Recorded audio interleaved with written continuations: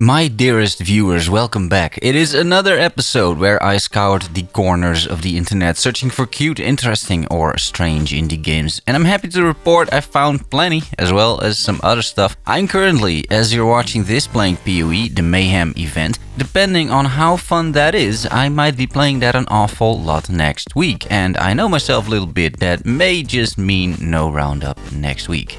I'm sorry. So enjoy this one while you can. That being said, we're kicking off with the reveals. Starting with a big one, Blight Survival, a third-person action game set in an alternative 14th century setting where a blight is ravaging the lands and that turns people into zombies, basically. The genre is kind of interesting, with the description saying it is a 4-player co-op action horror roguelite. Not entirely sure how the roguelite element would be integrated, but sure. The devs released a 5-minute gameplay video. This is pre-alpha footage, and while you should always be a little bit careful with how real this is, you should definitely also give them a bunch of credits for what they're doing here. This looks incredible, not gonna lie. The way you're searching bodies, the voice acting, a very minimal UI at least so far. The god rays, of course, it's quite something, isn't it? For something completely different, are you guys up for a weird-ass 2-player co-op puzzle game where one person is a Wendigo and the other person is not? Meet Pactus, because player 1, the non-Wendigo, made a pact, I guess, with player 2, the Wendigo. You're both locked inside a basement of a cathedral and need to escape. I don't know why I'm even including this, it just showed up on the feed and there's this strange deer person which caught my eye, but hey, you know, it's like the start of the show, who cares? I do know the release date of this one, 29th of December 2023, which is an awfully specific date that's quite far away. Nothing about this makes any sense, but there you go. If the last game went above your head, maybe you should try something else above your head. Space. Yeah, that's going to be the segue quality of this video, just strap in. I present to you Dune Spice Wars, or June Spice Wars. That's already available on Steam, but it will also come to Game Pass, which is great news. This is a highly rated RTS game based on a highly beloved franchise, and you can play it for basically free. When, you ask? Soon, the press release says. Thanks Phil, very informative. A lot more informative is the trailer of the new game from Barking Kitten Interactive. I'm acting like I know this studio, I really don't, but I'm very familiar with this genre, the roguelite deck builder. This is Northwind, a roguelite deck builder, and there's something about this trailer, don't you agree? The UI is just so smooth and the visuals are really popping off the screen. It seems more Asian inspired in terms of culture, buildings and enemies. This one could be very interesting. It plans to be in early access in Q2 2023. There's something strange in the neighborhood, and it is an ink demon called Bendy. Guys, I don't come up with this shit either, okay? Bendy already has a game dedicated to him, or her, or it.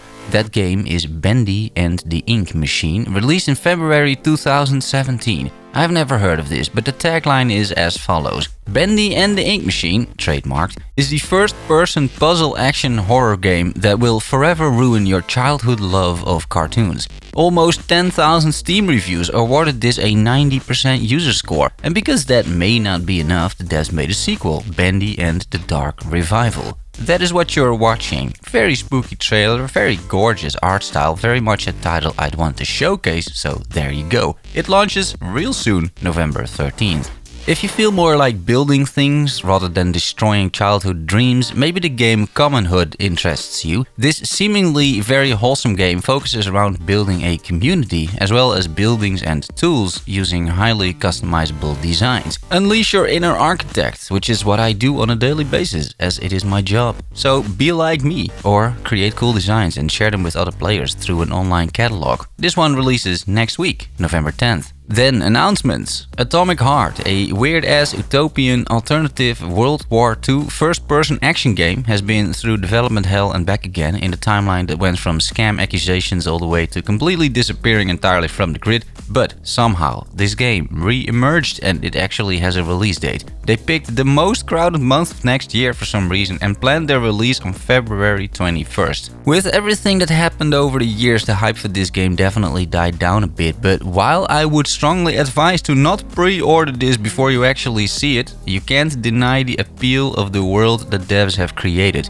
It is so strange that it's intriguing, and if by some miracle they actually managed to pull off this AAA game, it could be some seriously wacky fun. This one is one for on the watch list, but keep your your wallets closed until you read the reviews, or better, play it on Game Pass because it will be releasing over there too. Korean top-down twin-stick sci-fi shooter ANVIL had a release date. I can't figure out anymore when it was supposed to release out of early access, but trust me, it had a release date. I know because the devs put out a statement that as of this moment they don't have a release date anymore because they're postponing the full game launch until further notice. The reason, as always, is polishing. The consequence is that we get another season 3, instead of a launch. The upside of this whole story is that devs also previously stated that they wouldn't charge people real money anymore for battle passes and MTX until the game launched, which means season 3 should be free, which is only fair with this early access game that has a box price after all.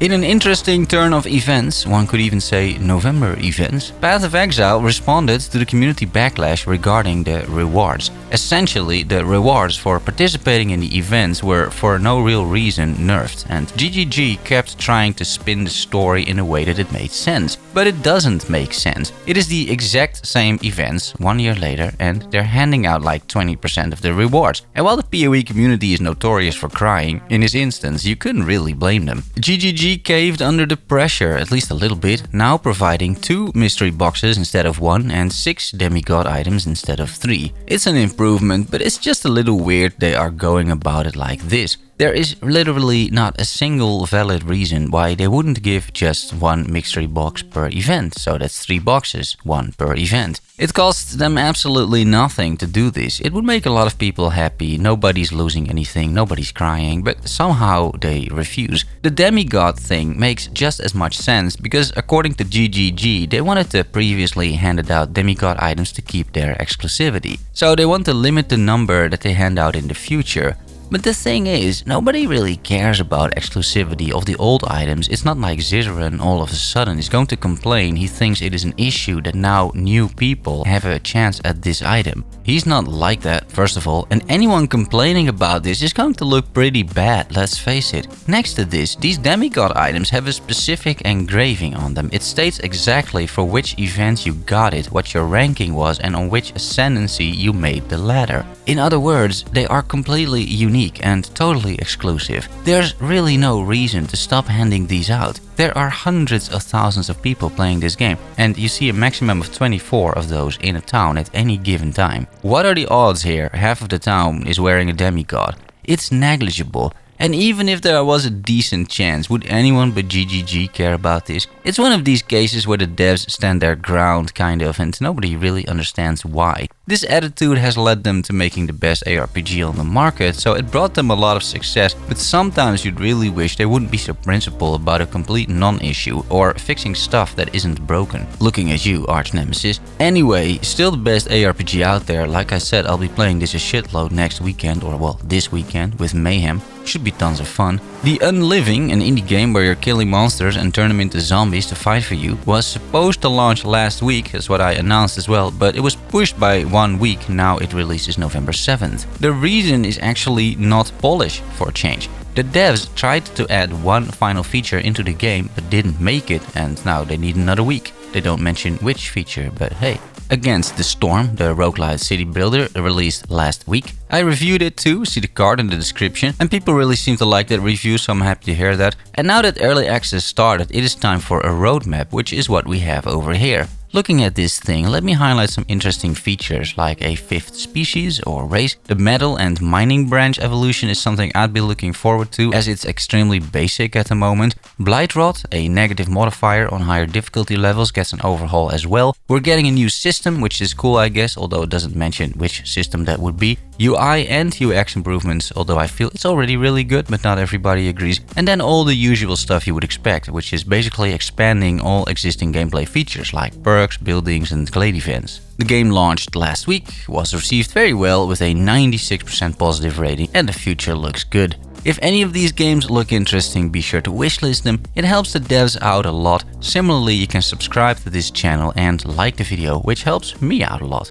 Proceeding with the patch Plaza, bringing an overview of patch news, Colony Sim Clanfolk dropped another major patch, Bogs and Bagpipes. That is an alliteration if I'm not mistaken, I might be. Bogs and Bagpipes bring, well, bogs and, bagpipes, Bogs, for those who don't know, are a specific type of soil, if you will. As this is a Scottish Highland-inspired game, the bogs will be peat bogs, because peat used to be and still is largely available within Scotland. It's used, for example, in smoking whiskey, and the peat that they put on fire creates smoke to dry the barley, and when you make whiskey out of that barley, it becomes peated or smoky whiskey. I'm 100% expecting Clanfolk to get whiskey in their game, by the way. Until that moment is there, we are stuck with peat and bogs, and that's going to provide a few interesting resources for your settlement. Bog, for example, is going to give you iron, and it's a renewable source of iron over time. You get dried peat as well for either fuel or building materials. In terms of bagpipes, it's a lot more straightforward. We're getting bagpipes and a Celtic harp. There's more, however. New clans, seasonal advice, meaning, for example, that the game tells you that autumn is a good time to harvest mushrooms.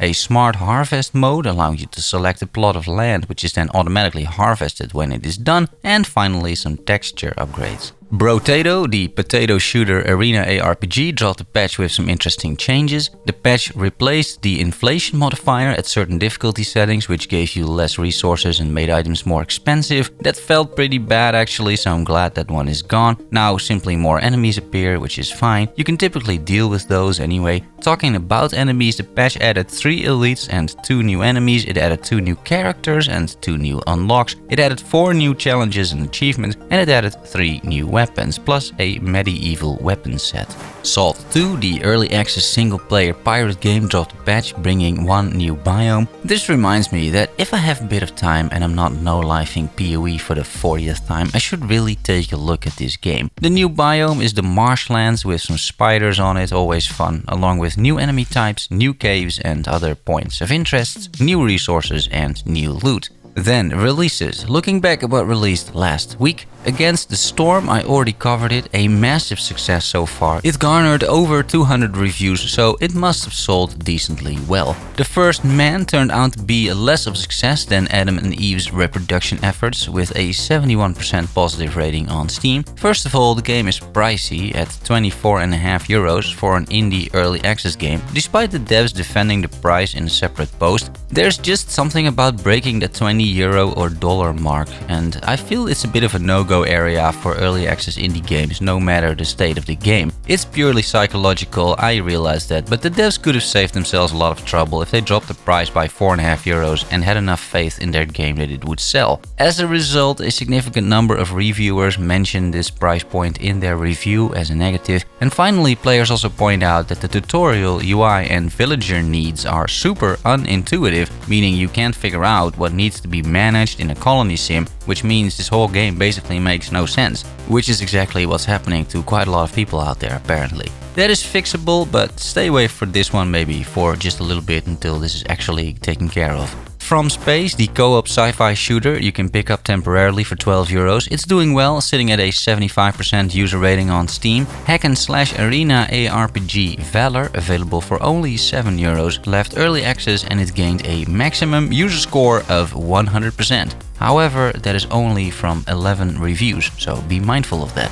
Ghost Song, the solo dev project from Matt White, released for €21. This is a full release about an exploration on a remote planet with beautiful art style, and people adore this game with a 92% user rating. The critics on OpenCritic appreciate it as well with a mighty 84. This game is available on Game Pass as well, by the way. The Chant, about a girl looking for a spiritual retreat ending up in some weird ass cult, is doing well. It is not cheap at €40, and the game launched with some DLC as well, like a 70s VHS effect for €2, which I find a little bit strange, but regardless of something like that, which in my opinion should just be at the settings, people are enjoying this game so far. Only 16 reviews, but the score is a 93 on Steam. Critics score it a 70, however, on OpenCritic, so, take that for what you will. Let's look ahead at what is releasing this week. Once again, the Unliving, just like last week. This time it's for real though, let's hope. You can play it on November 7th. Also, November 7th, Astro Colony, where you explore explore an endless universe and create the most efficient constellation of colonies. Build conveyor systems to automate production and take care of astronauts and their needs. Seems like Factorio in space. November 8th, we get the early access version of Land of the Vikings, where you lead your village and expand it into a thriving city. As a wise Jarl, manage your resources, survive harsh conditions and enemy raids, and guide your fellow Vikings to work together through social conflict. November 10th, we got a couple of games. First up is Robo Legend, a twin-stick shooter RPG where you blast your way through hordes of crazy robots. You play as Robo, a mercenary robot who was kidnapped to an alien world that is now under attack. Colony sim Lords and Villeins is leaving early access on November 10th. Grow dynasties of medieval families and see them evolve and interact as you build their homes in this light-hearted pixel art city building strategy simulation. Expand your production chain and influence the daily lives of your villagers to craft a unique story of your settlement. And then probably the weirdest release of the week, Fabular, a Souls-like, roguelike space game where you are a spaceship with swords on it as well. I'm not entirely sure what to think about this, but I'll tell you next week when the reviews are in. Last on the list, I already covered it, Common Hood, that building game, it releases November 10th. Talking Steam Deck and demos, I played the demo of Farewell North, which was just as beautiful as I imagined it to be. You are a border collie trying to help your mourning master deal with the loss of her mom. In the demo, she is releasing the ashes, for example, with your help. The black and white art style combined with small splashes of color every now and then in moments of hope is a wonderful analogy. I don't think this gets old either because it's all just so pretty. I was surprised to hear a lot of voice acting, which is going to help carry the narrative. I expected actually much more visual storytelling because voice work is expensive and this is a solo dev game. The only criticism I have of the demo is sometimes a bit of wonky movement from the dog and the camera angles that freak out every now and then. It's nothing major, but it would be a shame if a shitty camera would take you out of this immersive story. This is a game you want to just experience without any friction, so let's hope that the final product is actually there and, has fixed this issue. Either way, looking forward to this one. And the final section, free games. Epic has indie puzzle game Filament on offer and a war game that I don't care about. Uncle Phil from Game Pass has a few games, but nothing too interesting besides Ghost Story, which I already mentioned. And what you should do, however, is pick up Vermintide 2 for free on Steam, which you can do up to November 7th. This is an amazing game and I'm sure it's still fun to play. And that's it. If you have any questions or remarks, put them in the comments below. I hope you enjoyed the video. If you did, you want more like this, consider liking the video or even subscribing. Thanks for watching and making it to the end. Love you all. See you soon. Bye bye.